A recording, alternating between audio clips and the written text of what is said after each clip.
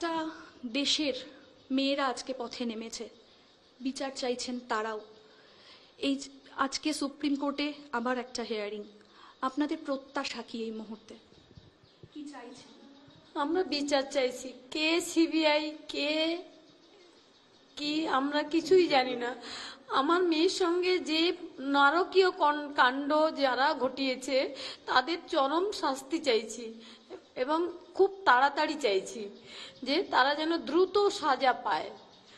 আজকে 14 দিন হয়ে গেল, কোন রকম তো আমরা দেখতে পাচ্ছি না কিছু একটা। ওই সঞ্জয় রায় বলে একজনকে ধরে অ্যারেস্ট করেছে, ব্যাস ওই পর্যন্তই তো দেখতে পাচ্ছি। তারপরে যে এই যে প্রক্রিয়ার যে কোনো রেজাল্ট আমরা এখনো পাইনি।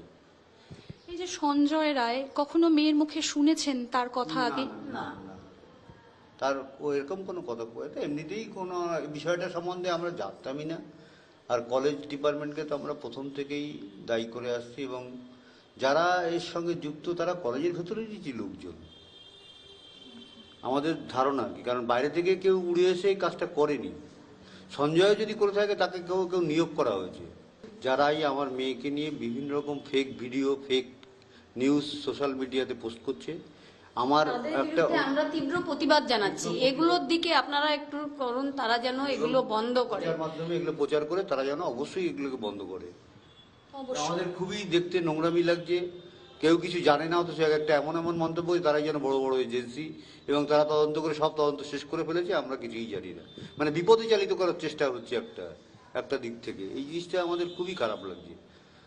সোশ্যাল মিডিয়া আমরা দেখি না, আমাদের আশেপাশের যারা তারা সব দেখে সমস্ত আমাদের কাছে আলোচনা করছে, তাদেরও খারাপ লাগে। কারণ আত্মীয় স্বজন সবাই যারা যারা আমার মেয়েকে চেনে, এসব এই বিষয়টা একটু সবাইকে, একমাত্র মেয়ে চলে গেছে, তাকে নিয়ে কেউ ব্যবসা করবেন না প্লিজ। এই রিল বানিয়ে এসব নিয়ে ব্যবসা করবেন না, এদিকে আপনারা একটু নজর দিন যে তো কেউ না করে এটা। বলছি প্রচার করে যেন সবাইকে একটু বলা হয়। অবশ্যই আমরা সংবাদ মাধ্যম হিসেবে আমাদের একটা দায়, আমাদের একটা দায়িত্ব সবটাই রয়েছে, আমরা সেটাই চেষ্টা করব।